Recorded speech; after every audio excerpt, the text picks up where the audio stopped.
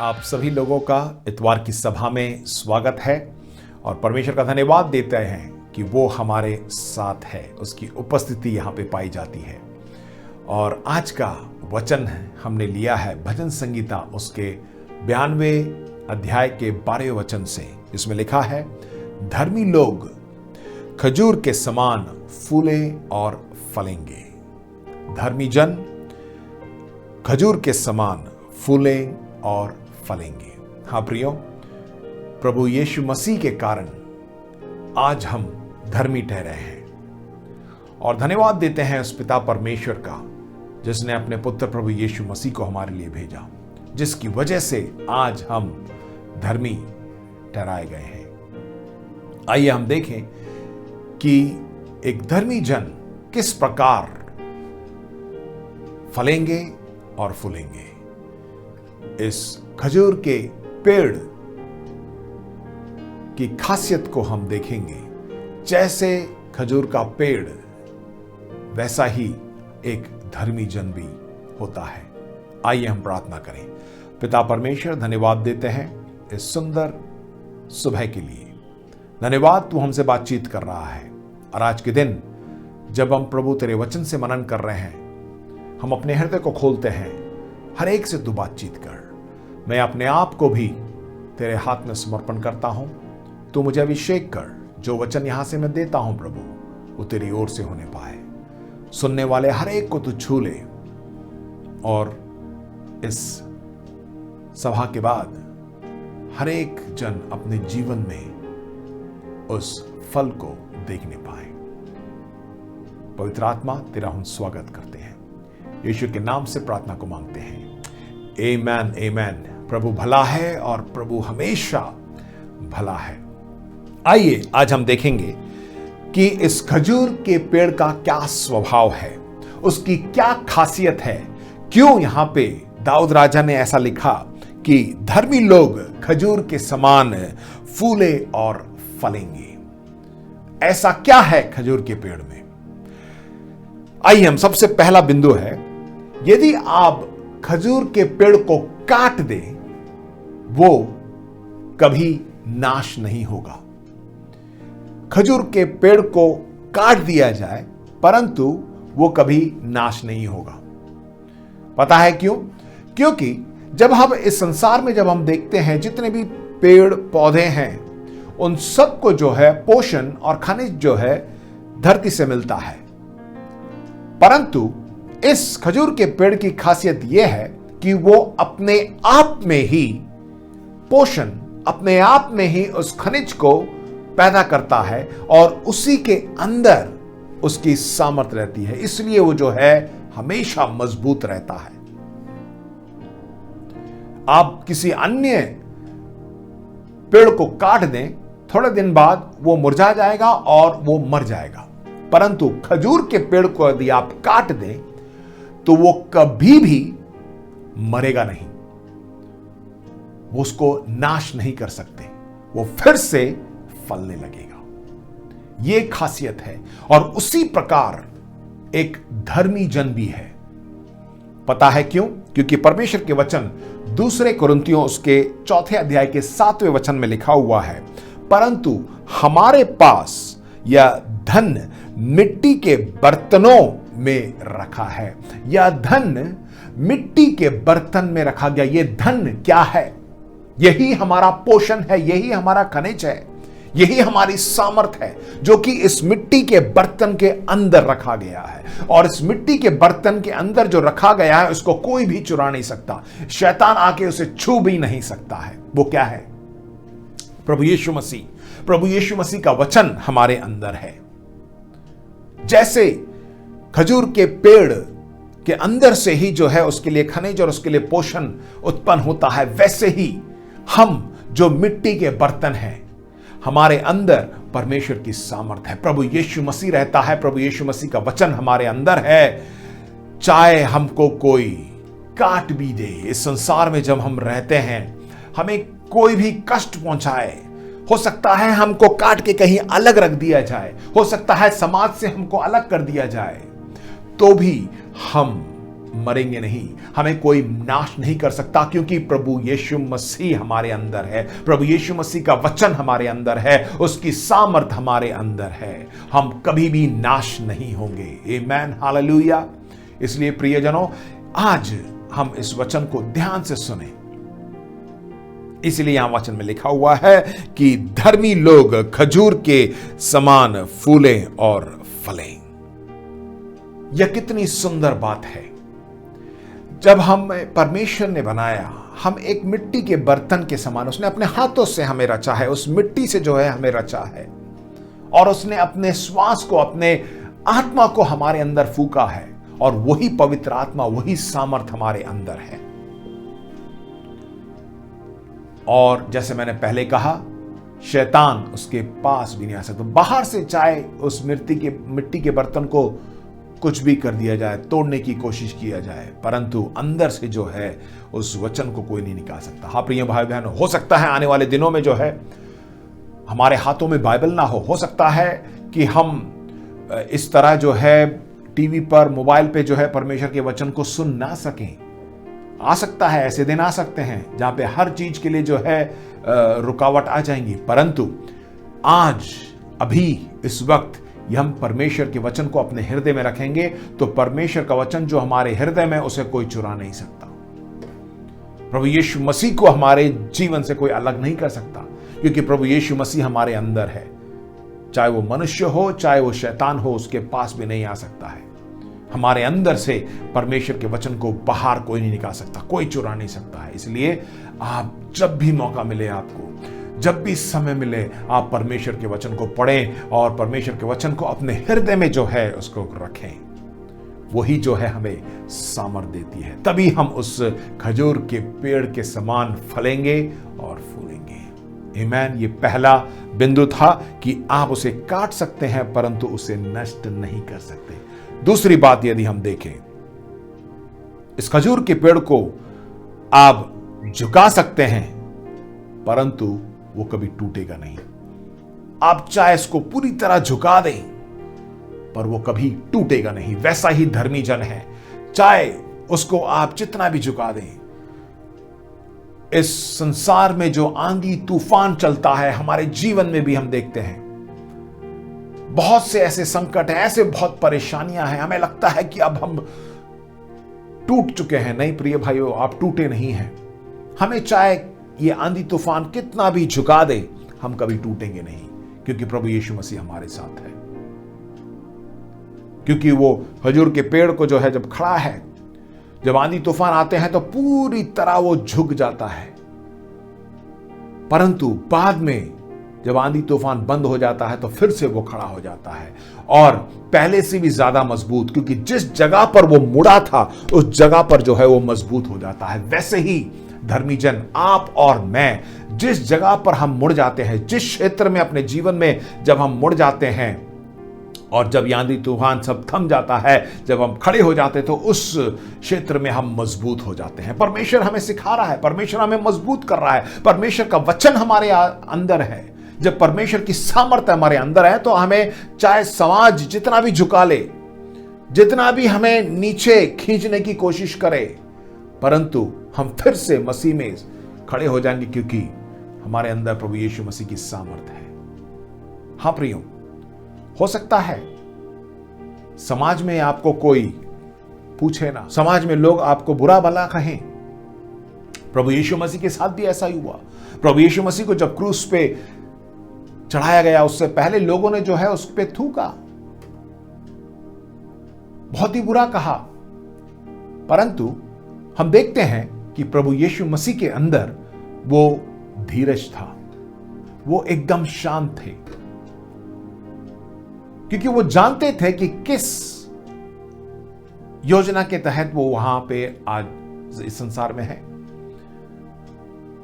और वैसे ही परमेश्वर भी हमें इस संसार में ऐसी परिस्थिति में अपने आनंद को देगा और हमें धीरज देगा कि हम उसको सह लें। कुलुस्सियों पहला अध्याय उसके 11वें वचन में लिखा हुआ है, उसकी महिमा की शक्ति के अनुसार सब प्रकार की सामर्थ से बलवंत होते जाओ।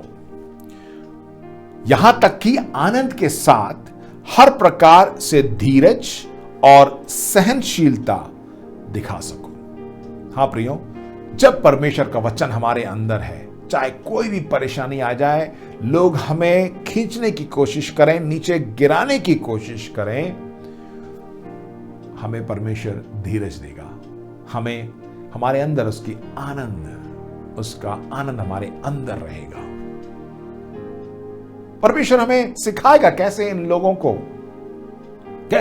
से हम प्यार करें, कैसे इन लोगों को हम क्षमा करें, क्योंकि परमेश्वर का वचन हमारे अंदर है, प्रभु यीशु मसीह हमारे अंदर है, और वैसा ही हम भी कर पाएंगे। आमीन। सो दूसरा बिंदु है, झुक सकता है परंतु टूटेगा नहीं। तीसरा बिंदु हम देखें, इस खजूर के पेड़ की एक खासियत यह है, उसकी गहराई उसकी ऊंचाई से भी अधिक होती है। उसकी गहराई उसकी ऊंचाई से भी अधिक होती है। हां प्रियो, धर्मी जन को जो है परमेश्वर के वचन में जड़ पकड़े रहना है, और जितना हम परमेश्वर के वचन में जड़ पकड़े रहेंगे, उतना ही हम इस संसार में हम फलवंत होंगे, उतना ही जो है हम ऊंचाइयों तक जाएंगे। वचन कहता है, देखिए इस संसार में जब पेड़ पौधे देखते हैं, जब उसको उखाड़ के देखते हैं, तो वो उसमें जड़ बहुत कम होता है। अगर वो बहुत ही कम जड़ है तो आसानी से जो है उखड़ जाता है।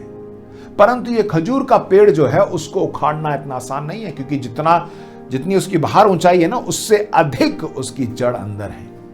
उसको निकालना बहुत ही मुश्किल है। और भजन संगीता 42:1 में लिखा हुआ है, हमें क्या करना चाहिए? जैसे हिरणी नदी के जल के लिए हाफती है, वैसे ही हे परमेश्वर मैं तेरे लिए हाफता हूं। परमेश्वर के वचन के लिए, प्रभु यीशु मसीह के लिए हमें हाफते रहना है। वचन के लिए हमारे अंदर भूख और प्यास होना चाहिए। जैसे मैंने शुरू में बताया कि खजूर का पेड़ जो है अपने आप में ही जो है अपना पोषण और खनिज को लेता है, वैसे ही परमेश्वर का वचन है। परमेश्वर का वचन ही हमारे अंदर जो है सामर्थ को पैदा करती है, और उसी सामर्थ से जो है हम ऊंचाइयों तक पहुंच पाएंगे। जितना हम परमेश्वर के वचन में जड़ पकड़े रहेंगे, उतना ही जो है हम बाहर फलवंत होंगे। परमेश्वर में आप दृढ़ रहें, परमेश्वर के वचनों में आप जड़ पकड़े रहें, उतना ही जो है परमेश्वर हमें ऊंचाइयों पे ले जाएगा और हमारे अंदर फल निकलेंगे। क्योंकि परमेश्वर नहीं चाहता कि हम ऐसे पेड़ हों जिसमें बिल्कुल फल ना हो। परमेश्वर ये नहीं चाहता कि हम इस संसार में दूसरों के लिए बिना आशीष के रहें। वो चाहता है कि हम दूसरों के लिए एक आशीष का कारण हो। ऐसा पेड़ जो रास्ते के किनारे हैं, जिसमें बिल्कुल पत्ते नहीं हैं, फूल नहीं हैं, तो उसका क्या लाभ? जो व्यक्ति वहां से गुजर रहा है, धूप में बेचारा निकल रहा है, वो देखता है इस पेड़ को और उसमें कोई छाया नहीं है, तो फिर रुकेगा भी नहीं। परंतु परमेश्वर हमें इतना फलवंत बनाएगा, हमें इतना दूसरों के लिए जो है एक आशीष का कारण ठहराएगा कि लोग नीचे आए और जो है उस पेड़ के नीचे खड़े होकर थोड़ी देर आराम करके जाए। वैसे ही परमेश्वर हमारे जीवन में लोगों को भेजेगा और हम उन लोगों के लिए सुसमाचार सुना सकते हैं, जिससे वो आराम को प्राप्त करेंगे। आमीन। सो ये 3 बातें मैंने आपके सामने रखी। जब एक विश्वासी, एक धर्मी जन परमेश्वर के वचन में मजबूत रहता है, तो सबसे पहली बात, जैसे इस खजूर के पेड़ में लिखा हुआ है, काट सकते हैं परंतु वो नाश नहीं होगा। दूसरी बात, झुका सकते हैं परंतु वो टूटेगा नहीं। तीसरी बात, उसकी गहराई जो है उसकी ऊंचाई से भी ज्यादा है। जब ये तीनों बातें हमारे जीवन में, एक धर्मी जन के जीवन में होती हैं, तो हम देखते हैं किन किन क्षेत्रों में हम उस फल को देखेंगे। वो कौन कौन से क्षेत्र हैं जिसमें हम फलवंत होंगे? सबसे पहली बात, फलवंता या फलना फूलने का आरंभ कहां होता है? हमारी आत्मा में। सबसे पहले हम अपनी आत्मा में उस फल को देखेंगे। आत्मा का फल हमारे अंदर होगा।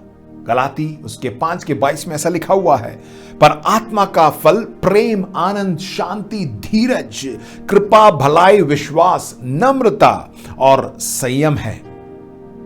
आमीन। ये सब बातें हमारे अंदर होंगी। हम इन क्षेत्रों में जो है फल को देखेंगे। लोग हमको जब देखेंगे तो कहेंगे ये व्यक्ति जो है एकदम अलग किस्म का व्यक्ति है, क्योंकि प्रभु यीशु मसीह हमारे अंदर है, प्रभु यीशु मसीह का वचन हमारे अंदर है। और इन फलों को देखकर जो है लोग आकर्षित होंगे। तब जो है जब वो हमारे पास आएंगे तो हम उनको सुसमाचार सुना सकते हैं। प्रभु अपनी आत्मा से हमें भरेगा, पवित्र आत्मा से हम सामर्थी ठहरेंगे और हमें परमेश्वर इस्तेमाल करेगा। आमीन। उसके बाद और कौन सा क्षेत्र है जिसमें हम फलवंत होंगे? हमारा मन। परमेश्वर का वचन जब हमारे अंदर आ जाता है तो हमारा मन बदल जाता है। परमेश्वर के वचन से ही हमारा मन बदलता है। रोमियो उसके 12:2 में लिखा हुआ है, इस संसार के सदृश ना बनो, परंतु तुम्हारे मन के नए हो जाने से तुम्हारा चाल चलन भी बदलता जाए, जिससे तुम परमेश्वर की भली, भावती और सिद्ध इच्छा अनुभव से मालूम करते रहो। परमेश्वर का वचन जो है हमारे मन को बदल देता है, हमारे मन को नया कर देता है, हमारे सोच विचार बदल जाते हैं। परमेश्वर का वचन ही हमारे मन को बदल सकता है और उस वजह से हमारा चाल चलन भी बदल जाता है। समाज में जो है परमेश्वर हमें ऊपर उठाएगा, क्योंकि परमेश्वर का वचन हमारे अंदर है। लोग हमें आदर देंगे, जिससे परमेश्वर की महिमा हो सके। हाँ प्रियो, हमारा मन बदल जाएगा। और क्या, कौन सा क्षेत्र है जिसमें हम परमेश्वर के फल को देख पाएंगे? वो है संबंध।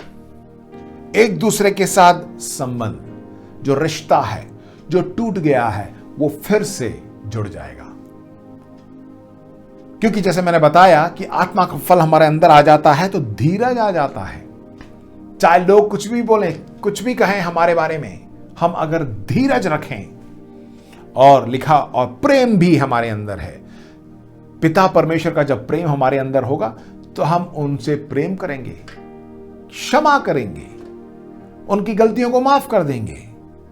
वो हमें सामर्थ देगा कि हम उन सभी लोगों को जिसने हमारे खिलाफ कुछ बोला है या बुरा किया है, उनको क्षमा करने के लिए सामर्थ देगा और हमें सिखाएगा कि हमें किस प्रकार उनसे प्रेम करना चाहिए, क्योंकि वचन कहता है अपने दुश्मनों से भी प्रेम करो। परमेश्वर हमें सिखाता है प्रियो।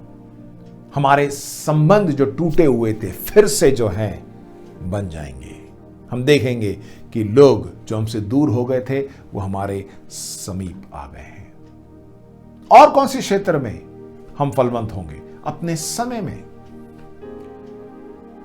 हमारा समय हो सकता है कि अभी बहुत ही बुरा चल रहा हो सकता है आपकी नौकरी चली गई हो सकता है आपको जिस जगह पे आप नौकरी कर रहे हैं वहां से आपको तनख्वाह अभी तक नहीं मिली हो सकता है आपकी तनख्वाह आधी हो गई हो सकता है बहुत सी ऐसी परेशानियां आ गई हो, आपके घर में कुछ समस्या आ जाए। परमेश्वर जो है उस समय को भी बदल देगा। जब परमेश्वर का वचन हमारे अंदर है तो उस समय को भी वो बदल देगा।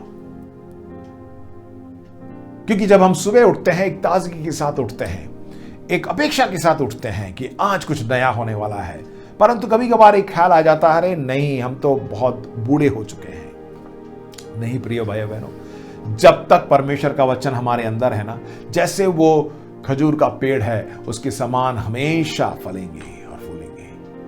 हमारे अंदर से वो फल जरूर दिखाई देगा, क्योंकि परमेश्वर ने आपको एक उद्देश्य के साथ यहां पे रखा है। विश्वास करिए,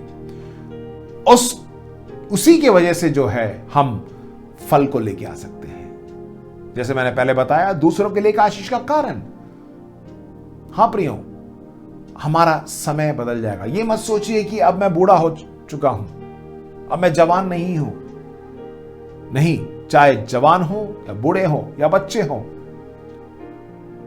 हम जो है फलवंत रहेंगे। देखिए पहला तिमोथी उसके 4:12 में लिखा है, कोई तेरी जवानी को तुच्छ ना समझने पाए, पर वचन और चाल चलन और प्रेम और विश्वास और पवित्रता में विश्वासियों के लिए आदर्श बन जा। हमें विश्वासियों के लिए आदर्श बनना है। हमें यह मानना है कि परमेश्वर ने हमें एक मकसद से बुलाया है, अलग किया है, और उसने अपने हाथों से हमें रचा है। जब उसने अपने हाथों से हमें रचा है तो हमेशा हम फलवंत ही रहेंगे। जवान लोग ये मत सोचिए कि मेरी उम्र नहीं हुई है कि ये सब कार्य करने के लिए। नहीं, आप जैसे यहां पे वचन में दिया है, आपको भी परमेश्वर ने चुना है कि इस वक्त जवानी की उम्र में आप परमेश्वर के लिए जितना काम कर सकें करिए और फलवंत रहिए। प्रभु आपको फलवंत बनाएगा। और कौन सा क्षेत्र है जिसमें हम फलवंत हो सकते हैं? हमारे अनुभव।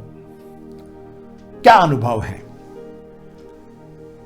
परमेश्वर चाहता है कि हम इस संसार में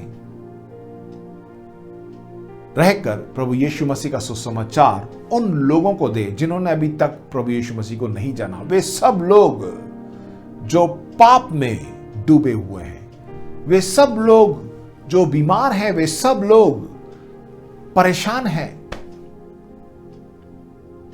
उन सब को सुसमाचार सुनाने के लिए पिता परमेश्वर ने हमें चुना है। इसको हमें जानना है। परमेश्वर का वचन हमारे अंदर है तो वो हमें मौका देगा। बहुत से ऐसे बंद दरवाजे खुल जाएंगे और हमें परमेश्वर मौका देगा कि हम वहां जाके सुसमाचार को सुनाएं। वो ही हमारा अनुभव है। बहुत से ऐसे मौके हमें देगा। जो कुछ भी हम करें, परमेश्वर हमारे साथ रहेगा, वो हमारी मदद करेगा। सब कुछ बदल जाएगा। ये मत सोचिए कि मेरा जीवन ऐसा ही रहेगा। नहीं, समय समय पर परमेश्वर जो है आपके लिए रास्तों को खोलेगा और आप धीरे धीरे धीरे धीरे आगे बढ़ते जाएंगे। क्योंकि याद रखिए, हम धर्मी जन हैं। और जैसे हमने पहले शुरुआत में वचन पढ़ा था, धर्मी जन उस खजूर के पेड़ के समान फलेंगे और फूलेंगे। हाँ प्रियो, परमेश्वर आज आपसे बातें कर रहा है। आप और मैं धर्मी हैं प्रभु यीशु मसीह की वजह से। और जैसे मैंने वचन आपसे बांटा, उस वचन को आप मनन करिए। फिर से भजन संगीता 92:12 को पढ़िए और जितने भी मैंने आयतें बताई हैं उसको आप उस पर मनन करिए। आपको मालूम पड़ेगा किन क्षेत्रों में आप फलवंत रहेंगे। आखिरी में एक वचन पढ़ूंगा, उसके बाद मैं आपके लिए प्रार्थना करूंगा। यूहन्ना उसके 12वें अध्याय के 24वें वचन में यदि हम देखें, उसमें लिखा हुआ है, देखिए, हम इस संसार में परमेश्वर ने हमें रखा है, हम एक गेहूं के बीज के समान हैं। अगर गेहूं के बीज को अगर आप देखें बहुत ही छोटा है, आप सोचेंगे इससे क्या होने वाला है, परंतु वही बीज यदि अच्छी भूमि पर डाल दिया जाए तो वो कितना फल लेके आएगा। सोच के देखिए, वही लिखा है वचन में, मैं तुमसे सच सच कहता हूं कि जब तक गेहूं का दाना भूमि में पड़कर मर नहीं जाता, वह अकेला रहता है, परंतु जब मर जाता है तो बहुत फल लाता है। वही बीज जब अच्छी भूमि पे बोया जाता है और जैसे वचन में लिखा है वो मर जाता है, यानी प्रभु यीशु मसीह में हम जीना शुरू करते हैं। प्रभु यीशु मसीह के वचन में जब हम अपने जीवन को बिताते हैं, लिखा है, तो बहुत फल लाता है। परमेश्वर ने हमें इसलिए बुलाया है प्रिय भाइयों बहनों कि हम बहुत फल लेके आए। यूहन्ना 15वें अध्याय में लिखा हुआ है कि प्रभु यीशु मसीह दाखलता है और हम उसकी डालियां हैं, और पिता चाहता है कि हम बहुत फल लेके आए, अच्छा फल लेके आए। हाँ प्रियो, जब तक हम प्रभु यीशु मसीह के साथ मिले रहेंगे, परमेश्वर का वचन हमारे अंदर रहेगा, तब तक हम बहुत फल लेके आएंगे। ऐसा ही धर्मी जन को होना चाहिए। आप और मैं एक धर्मी जन है, इसको आप याद रखिए। आमीन। मैं आशा करता हूं कि परमेश्वर ने आपसे बातें की हैं। आइए हम प्रार्थना करें। पिता परमेश्वर, धन्यवाद देते हैं सुंदर समय के लिए, धन्यवाद देते हैं तेरे इस वचन के लिए, जहां पे तू हमें समझा रहा है कि एक खजूर के पेड़ के समान एक धर्मी जन है। और तेरा वचन हमें सिखाता है, हो सकता है प्रभु कि हमें काट डालिया जाए, परंतु कभी हमें कोई नाश नहीं कर सकता, क्योंकि तेरा वचन हमारे अंदर है। हो सकता है कि हमें झुका दिया जाए, परंतु हम टूटेंगे नहीं, क्योंकि तेरा वचन हमारे अंदर है। हो सकता है प्रभु, धन्यवाद देते हैं कि प्रभु हम तेरे वचनों में जड़ पकड़े हुए हैं, क्योंकि तेरे वचन में जब हम जितना मजबूत जड़ पकड़े रहेंगे, उतना ही प्रभु तू हमें ऊंचा उठाएगा, उतना ही हम प्रभु फलवंत होंगे। धन्यवाद कि इन सभी क्षेत्रों में प्रभु, हमारे आत्मा में, हमारे मन में, हमारे समय में, हमारे संबंध में और हमारे अनुभव में प्रभु हम तेरे उस फल को देखेंगे। हम अपने आप को नम्र करते हैं, दीन करते हैं, हमें इस्तेमाल कर दूसरों के लिए एक आशीष का कारण हो सके। पिता परमेश्वर, सुनने वाले हर एक भाई बहनों को तू छू ले प्रभु। आने वाले हफ्ते में प्रभु इन वचनों को जब मनन करते हैं, दूसरों के लिए एक आशीष का कारण हो सके। चाहे कोई भी दुख तकलीफ आ जाए, हम जानने पाए कि हम उस खजूर के पेड़ के समान मजबूत हैं, क्योंकि यीशु मसीह हमारे अंदर है। प्रभु यीशु मसीह का वचन हमारे अंदर है। धन्यवाद। सबको तू आशीष दे। सारा आदर महिमा अधिकार तो ये देते हैं, यीशु मसीह के पवित्र नाम से इस प्रार्थना को मांगते हैं। आमीन, आमीन। आइए हम अनुग्रह वचन एक साथ बोलें। प्रभु यीशु मसीह का अनुग्रह और पिता परमेश्वर का प्रेम और पवित्र आत्मा की सहभागिता हम सबों के साथ हमेशा हमेशा बनी रहे। आमीन। प्रभु आपको आशीष दे।